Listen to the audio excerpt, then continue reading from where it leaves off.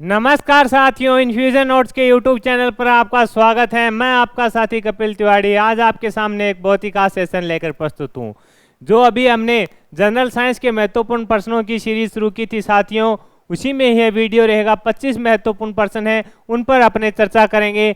और ये 25 प्रश्न हैं जो साथियों आपको मैंने पहले ही बताया था कि जो एनसीईआरटी की किताबें हैं 6 से लेकर 10वीं तक की, उनमें से जो महत्वपूर्ण प्रश्न बने हैं उनको लेकर मैं आपके सामने प्रस्तुत होता हूं। मेरे द्वारा किया जा रहा यह प्रयास अगर साथियों आपको पसंद आ रहा है तो इस सेशन को लाइक व शेयर जरूर कीजिएगा। इन्फ्यूजन नोट्स के यूट्यूब चैनल को लाइक व सब्सक्राइब कीजिएगा। कमेंट बॉक्स में बताइएगा कि ये सीरीज है जो आपको कैसे लग रही है। सभी प्रतियोगिता परीक्षाएं, चाहे RS प्री हो, SSC हो, रेलवे हो, रीट हो, राजस्थान पुलिस हो, दिल्ली पुलिस हो, उन सभी प्रतियोगिता परीक्षा के लिए यह सेशन साथियों जनरल साइंस वाला आपके लिए काफी उपयोगी रहेगा। शुरुआत करेंगे साथियों सबसे पहले क्वेश्चन से। पहला क्वेश्चन है आपके सामने, केंद्रक में क्रोमोसोम होते हैं, ये किसके बने होते हैं? ये आपसे पूछा गया है। इंपॉर्टेंट है साथियों, पूछा जा सकता है। आपसे पूछा है कि जो केंद्रक में क्रोमोसोम होते हैं ये किससे बने होते हैं? तो आंसर होगा DNA तथा प्रोटीन के बने होते हैं। यानी जो केंद्रक में क्रोमोसोम पाए जाते हैं वो अपने को पता है किसके बने होते हैं? DNA तथा प्रोटीन के बने होते हैं। अगर ये क्वेश्चन पूछे तो साथियों आपका गलत नहीं होना चाहिए। बढ़ेंगे आगे, अगले क्वेश्चन पर बात करेंगे। अगला क्वेश्चन आपके सामने, पादप कोशिका मुख्यतः बनी होती है, ये क्वेश्चन भी है जो इंपॉर्टेंट है।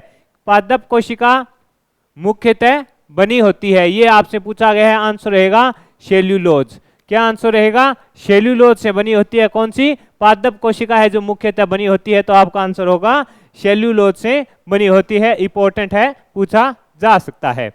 आगे बात करेंगे अगले क्वेश्चन पर, ऐसे जीव जिसकी कोशिकाओं में केंद्रक झिल्ली नहीं होती उन्हें क्या कहते हैं? क्या शानदार क्वेश्चन है। आपसे पूछा गया है ऐसे जीव जिसकी कोशिकाओं में केंद्रक झिल्ली नहीं होती उन्हें क्या कहते हैं? आंसर रहेगा प्रोकैरियोटिक कहते हैं। इंपॉर्टेंट है, पूछा जा सकता है।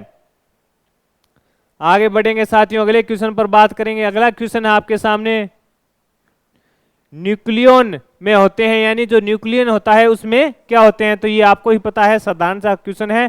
प्रोटॉन व न्यूट्रॉन होते हैं। इंपॉर्टेंट है, इस प्रकार के प्रश्न पूछे गए हैं और पूछे जाएंगे साथियों। आगे बात करेंगे अगले क्वेश्चन पर। अगला क्वेश्चन आपके सामने, बोर और बरी के नियम अनुसार M कोश में अधिकतम इलेक्ट्रॉन होंगे? तो आंसर होगा 18। यानी बोर और बरी के नियमानुसार जो M कोश होता है उसमें अधिकतम कितने इलेक्ट्रॉन आ सकते हैं? तो आपका आंसर होना चाहिए 18 इलेक्ट्रॉन है जो आ सकते हैं। किसके नियम के आधार पर? बोर और बरी के नियम के आधार पर। अगले क्वेश्चन पर बात करेंगे साथियों। अगला क्वेश्चन है, नाभिक की त्रिज्या परमाणु की त्रिज्या से कितना गुना छोटी होगी? तो आंसर रहेगा 10 की 5 गुना। इंपॉर्टेंट है, पूछा जा सकता है। यानी 10 की 5 गुना है जो छोटी होगी साथियों। किसकी? नाभिक की त्रिज्या परमाणु की त्रिज्या से कितना गुना छोटी होगी? तो आंसर रहेगा 10 की 5 गुना है जो छोटी होगी।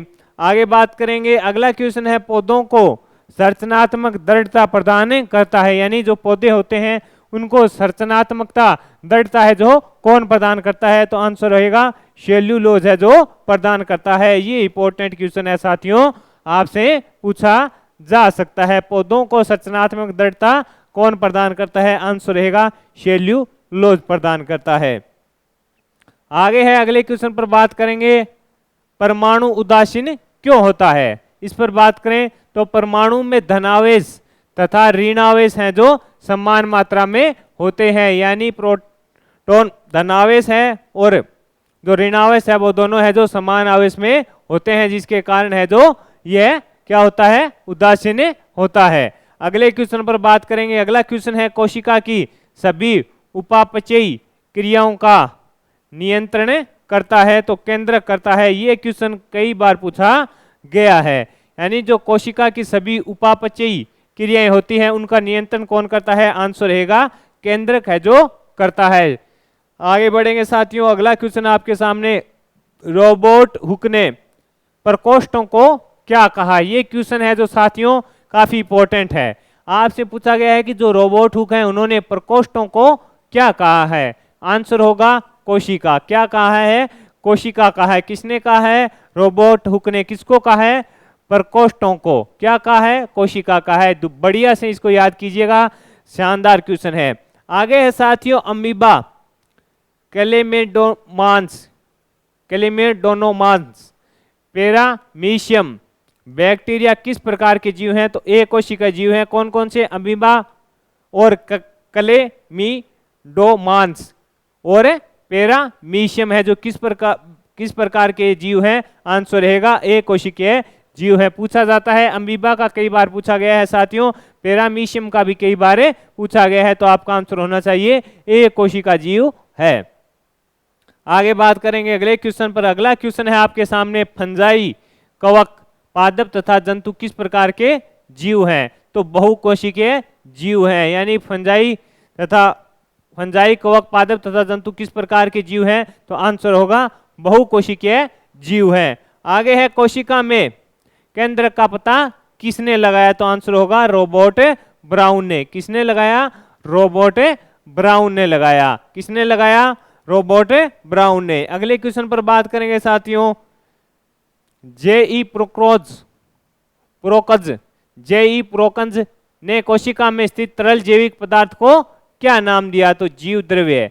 किसने? जेई प्रोकंज ने है, जो कोशिका में स्थित तरल जैविक जो पदार्थ होता है उसको क्या नाम दिया? ये आपसे पूछा गया है। आंसर होगा जीव द्रव्य है जो नाम दिया गया है। आगे बात करेंगे, अगला क्वेश्चन है कि कोशिका सिद्धांत किसने दिया? तो ये दिया था एम शिल्डन व टी स्वान ने। किसने दिया था? एम शिल्डन व टी स्वान ने। ये मोस्ट इंपोर्टेंट है, कई बार प्रतियोगिता परीक्षा में साथियों पूछा गया है कि कोशिका सिद्धांत है जो किसने दिया था? आंसर होगा एम शिल्डन व टी स्वान है, इन्होंने दिया था।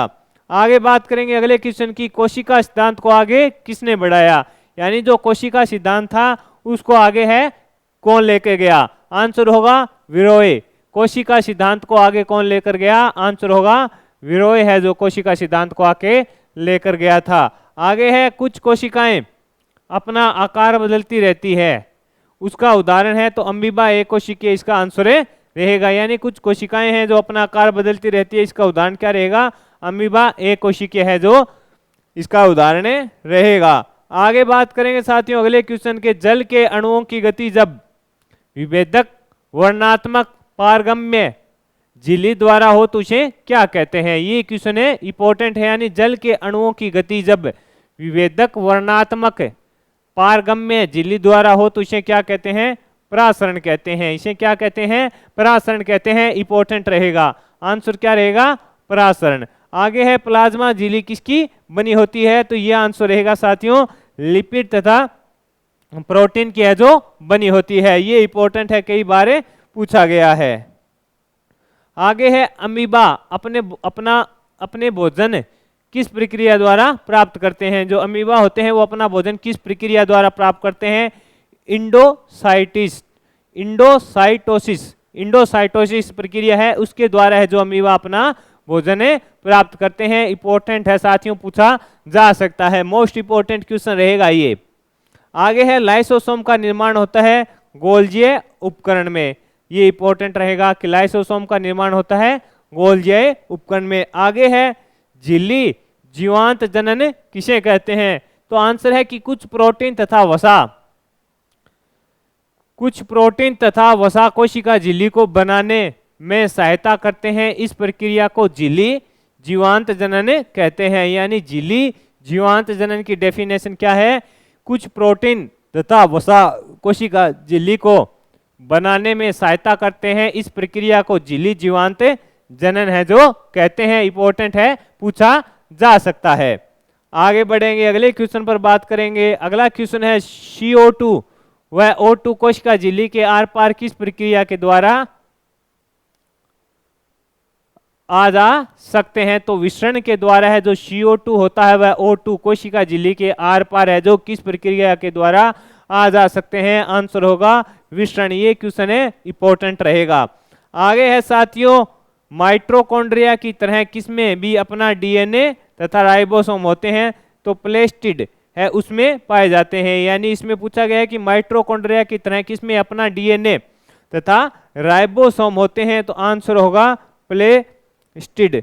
प्लेस्टिड है उसमें पाए जाते हैं। अगले क्वेश्चन पर बात करेंगे। अगला क्वेश्चन है अंतःद्रव्य जालिका कितने प्रकार की होती है, तो आंसर होगा 2 प्रकार की होती है अंतःद्रव्य जालिका। आपसे पूछे कितने प्रकार की होती है, तो 2 प्रकार की होती है। तो साथियों ये सेशन था अपना जनरल साइंस से संबंधित जो महत्वपूर्ण प्रश्न थे उन पर मैंने आपके साथ 25 महत्वपूर्ण प्रश्न शेयर किए। ये सभी प्रश्न है साथियों एनसीईआरटी की बुक में से लिए गए हैं जो इंपॉर्टेंट बन रहे हैं। सभी प्रतियोगिता परीक्षाएं जिनमें जनरल साइंस पूछी जाती है उनमें यह क्वेश्चन आपके लिए उपयोगी रहेंगे। यह सीरीज आपको कैसी लग रही है आप जरूर कमेंट बॉक्स में अपनी राय दीजिएगा। इन्फ्यूजन नोट्स के यूट्यूब चैनल को लाइक व सब्सक्राइब कीजिएगा। धन्यवाद।